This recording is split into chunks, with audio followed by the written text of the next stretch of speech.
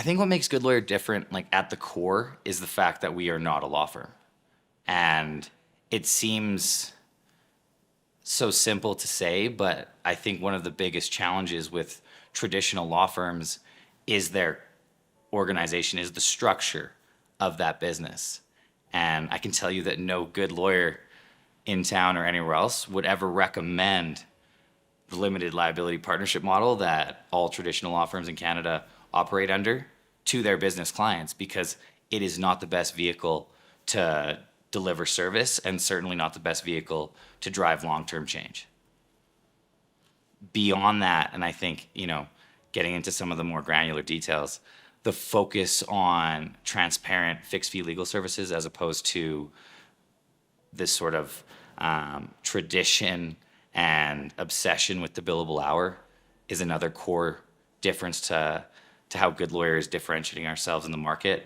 And then I would say the fractional counsel is a new wedge that we've discovered to augment or build out in-house legal teams in a way that is more fluid and flexible than full-time staff members.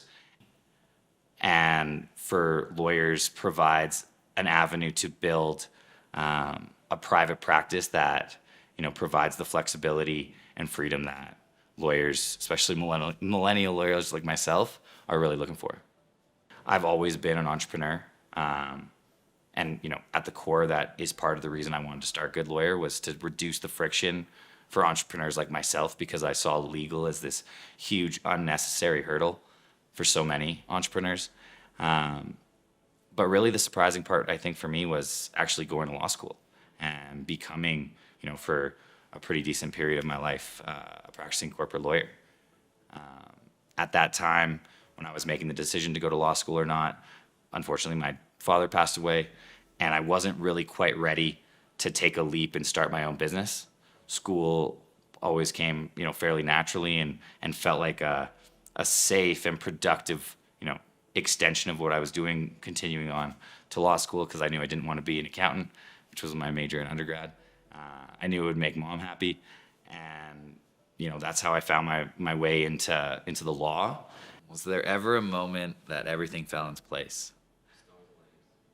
In a word, no, definitely not. But there have been little glimpses along the way, and I think the stars aligning. The way that I sort of perceive that is, you nailed it, everything's right, and that has never happened for me. But I can say that there have been these sort of special moments. Probably that first conversation with Mo, the coffee entrepreneur. First year law school, my old coffee guy from undergrad, I was up at the University of Alberta, and I went back to Mo, old Lebanese guy who ran a coffee shop in a mall at the school, and I remember we were having this, jovial conversation. He remembered me. We were catching up because, like I said, I went to him often when I was an undergrad. And as soon as I told him that I was back for law school, he got all serious, and he looked at me and he said, "Be a good lawyer." And he said it twice: "Be a good lawyer." And fortunately, I went back to contracts class. Mo was stuck in my head, and I bought a few domains that, lo and behold, became pretty useful about 7-8 years later. The next piece would have been when that, senior partner said, "Keep your ideas to yourself." And I realized firmly that I had to figure out an exit strategy, and I had to go and try to build something better than the status quo, because as far as I'm concerned, the status quo was totally broken. There was another moment in the early days where, the woman, Pauline, who now runs our lawyer experience team, was one of the early lawyers on the platform. And I remember she wrote me a note on Slack one day just talking about how Good Lawyer changed her life. And, at the time, I remember reading it out loud to Zach, who, has been on our team for years now, and we were living together at the time. That was when our house was Good Lawyer HQ. And I started crying in front of him as I was reading this message, which is a weird thing for me to do because I'm not exactly a big crier. But it was just this confirmation or acknowledgement that all the hard work wasn't for naught, and that we were building something that, at least at that time in a small way, was changing someone's life. And that was incredibly motivating and appreciated. There's just been so many of those moments that the stars have never fully aligned, but every day, we see a little bit more of that night sky, and I'm incredibly excited for what 2024 holds for us, because we are a stronger, more deliberate and focused team than we've ever been. And you can start to see that compound interest at the team and business level starting to accumulate. And I've always been bullish on the problem, but I've never been so bullish on the team and the group we have to solve it. The idea for Goodlawyer didn't happen in any specific moment. It was really an accumulation of ideas that started as early as first year law school, and really, evolved and germinated in my, 4.5 years practicing in the big firm, and really seeing firsthand a lot of the broken pieces, the problems that, I perceived from a business perspective in that context. And, even from day one, when we launched Goodlawyer back in 2020 to today, the company has evolved considerably from, $39 advice sessions to today, offering fractional general counsel to some of the most successful scale-ups in town and across the country. I think when we're looking to add folks to the team at Goodlawyer, and it has sort of evolved a little bit over time, I'm not going to lie, in the early days, part of it was, who would be willing to join this crazy team and this crazy idea? And, at a period where resources were incredibly tight and frugality was an absolute must. But even then, and certainly today, we're looking for folks who have a hunger, a desire to do something more. So prior to joining Goodlawyer, there was very little fear of joining a startup. I had been in a role for many years that I felt I'd gotten as far as I could. I was really ready for a change. The one aspect of joining a startup that's near universal is you're not going to get paid very well. You're going to have to work your ass off. Those are two things that I was prepared for.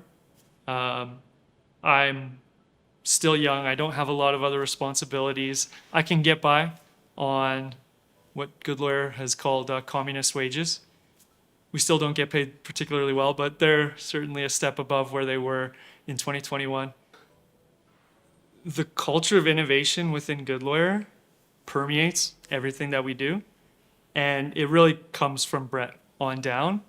He has ingrained in everyone that there's an expectation to always have a critical thinking lens on everything that you're doing as an individual in your role, but that our organization is doing. So there are endless opportunities for you to share your reflections, your thoughts on what our product is, the messaging we're using, how we're trying to reach out to the community. And certainly we have very passionate and sometimes heated conversations, but I think that that's actually a very healthy way to ensure that you're doing things the right way.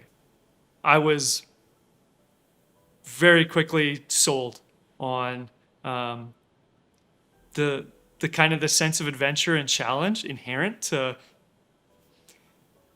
building something that has a single-digit percentage chance of actually working, which I think is the case with startups. It's like a human thing to want to be part of something bigger than yourself, to challenge yourself and overcome something extremely difficult. So that's what I saw happening with Goodlawyer. This group of people who were passionate and applying every ounce of themselves to a really difficult problem. And that drew me in. I wanted to be part of this crazy group of people giving everything they have towards something, because I felt that on the other side, I would come out the better for it. What inspired me in the early years of Goodlawyer? Pride, absolute refusal to fail, um, the extra bedroom in my grandma's basement that I was able to live in for free for a couple years while we stood Goodlawyer up off the ground. Um, and that's something that I think a lot of founders don't quite realize is the sacrifice and the grittiness required to really build something disruptive, something new, and, frankly, something that, in the early days makes little or no money for a weirdly long time. I ran contracting businesses before going to law school, and it took a long time for Goodlawyer to make as much money as my painting business did in, the first summer we ran that. And, I don't think I was very disheartened by it because ultimately I knew deep down that the status quo in the legal industry was so broken and that there was such an opportunity to change how businesses and lawyers work together that despite all of sort of our early failings or, frankly, how dumb I was in the early days and how much I've learned today, even in that very early and very naive stage of the business, I was still incredibly bullish because I didn't think there was a problem. I was absolutely certain that there was a problem because I experienced it firsthand, both as a lawyer and a client. Reflecting more and more on the problems and pain points I saw working in that traditional environment. And one of the senior folks that I work closely with coming into my office, and I was known as sort of Mr. Ideas guy, which was not a compliment. And he said, "Brett, keep coming up with your ideas, just keep them to yourself." And it was really that moment, I think I was a fourth year associate, where I knew I couldn't do this forever for sure. And I knew I had to start planning my the next stage in my career. And, I was fortunate enough to find, a few incredible co-founders, raise a little bit of that initial seed capital and, walk away from, by all accounts, a very well-paying job and take this huge risk with Goodlawyer. And I think it was that, thick-headedness maybe a bit, but that deep-seated belief and bullishness on where this industry could go and, some of the belief that I had in myself and the belief I had in, my co-founders and early teammates that we had a special group and why not us? Why couldn't we be the ones to change the game and, disrupt this archaic business that ultimately leaves so many people unhappy in such an unnecessary way? I think most successful startup founders have some sort of chip on their shoulder. I also, read this really interesting article recently talking about a venture firm in the States that takes a very unique approach to picking companies to invest in. And they straight up on their website list founder trauma as like historical trauma as a green flag, like a very positive signal. And, I think I mentioned at the beginning, my father passed away when I was 22, and, that was incredibly traumatic. But also I think I had experienced something so negative and, so upsetting that it broadened sort of my emotional spectrum such that the failures, the hurdles, the obstacles, the, stresses of building a startup were a little more palatable, a little more manageable because I'd been so much lower at a period in my life that, I don't think I can go that low again. And so it just kind of brings everything a bit more into perspective. And I have an incredibly supportive family, whether it was at mom's house or grand's house. I knew that I always, and I feel very blessed and fortunate that I always had this sort of safety net, that I knew I would never be out on the street homeless or something. Yeah, my dad definitely influenced my career path um, in the really early days, because I had pretty good grades in school, and I was teasing whether I should go to engineering or business, and he reminded me that he was unconvinced that I knew how to fill up the air on my bike, and so engineering was likely not a good path for me to follow. I took his advice, went into business. He was a stockbroker, and I was kind of idolized my dad, and I wanted to be a stockbroker and was thinking about finance, and he nudged me enough times that I took the more sort of stable option and majored in accounting, minored in strategic management, fortunately. And then same thing, he knew I didn't want to be an accountant, but before he passed away, he was absolutely hammering that I should go to law school. And I think that was in part because his best man, Uncle Barry, was a really successful lawyer, originally in Calgary and then now in BC. And, the stockbroker path was a lot more nebulous, a lot more up and downs. And, I think ultimately my dad wanted me to have a more secure, sort of safe path to follow, like I'm sure many parents do. Sorry, Dad, I did not ultimately pursue the safe, secure option. But yeah, without his sort of persistent pushing that I should go to law school, I probably never would have, and Goodlawyer certainly wouldn't be here today. So, fast forward, and Goodlawyer is ubiquitous. It's all over the world. We're serving startups, scale-ups, enterprise clients, from Calgary to Singapore. Then it's really straightforward on what comes next, and it's called Good Ventures. And there's this one other really unique aspect that I learned about while working in that corporate law environment, and that is the access corporate lawyers get to businesses early in their journey. And when I was at the big firm, you had lawyers, senior partners making anywhere from, I'm speculating a little bit, from $500,000 to, call it $3 million a year, from, practicing as lawyers, bringing in business and billing hours.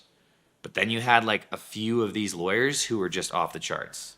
In one case, I know there was one of them that was worth, $500 million. And that guy didn't make all of that money from billing hours or bringing in billable hours.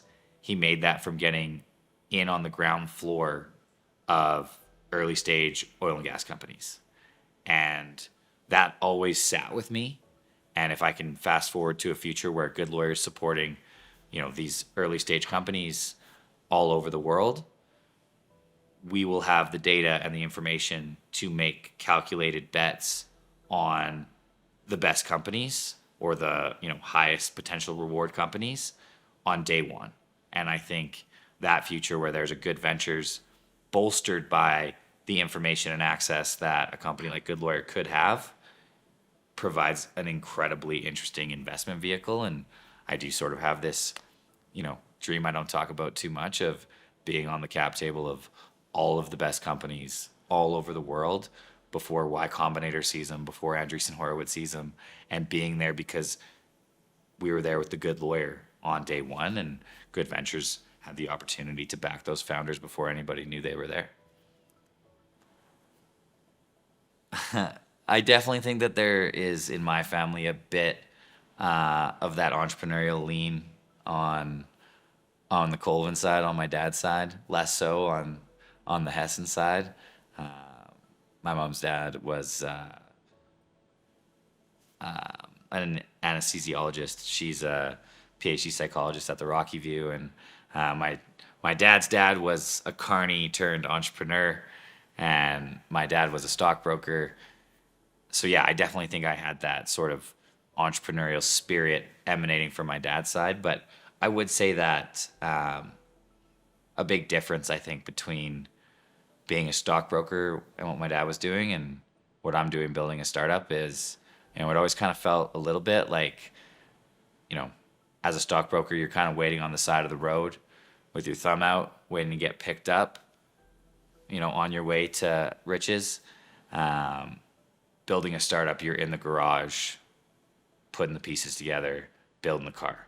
And there's certainly a level of work ethic, dedication, and commitment that I would credit more to my mom and that side, that I think those two sort of worlds collided, and you got this crazy cat. And I think that ambition and that desire to do something great, coupled with extreme hard work, dedication, and a willingness to keep learning and surround yourself with folks that know things you don't. That's what I can kind of take from both my parents and put together. And, hopefully we can take this Good Lawyer thing somewhere special. The calculation I did before joining Good Lawyer included having worked with Brett a little bit. One summer, we rented some aerating equipment from Home Depot, and we went door to door knocking and pitched our services saying, "Oh, we just did your neighbor's yard. Would you like to have your lawn aerated? $25. And it was crazy. I think 50% of them would say, yeah. So in just a couple days, I got a great glimpse of Brett's entrepreneurial spirit. And he has been very successful in, I think, everything that he's tried to do, whether it's soccer, although that dream died because he was too slow. But entrepreneurship, law school, he's extremely driven and I'll say talented as well. He's got the attributes that I think make people successful. So seeing an opportunity to join forces, be part of something that I knew he was applying 110% of himself to, that was the calculation. I think he'll do it. Awesome. I don't think I have any more questions. Is he tearing up? Is he tearing up?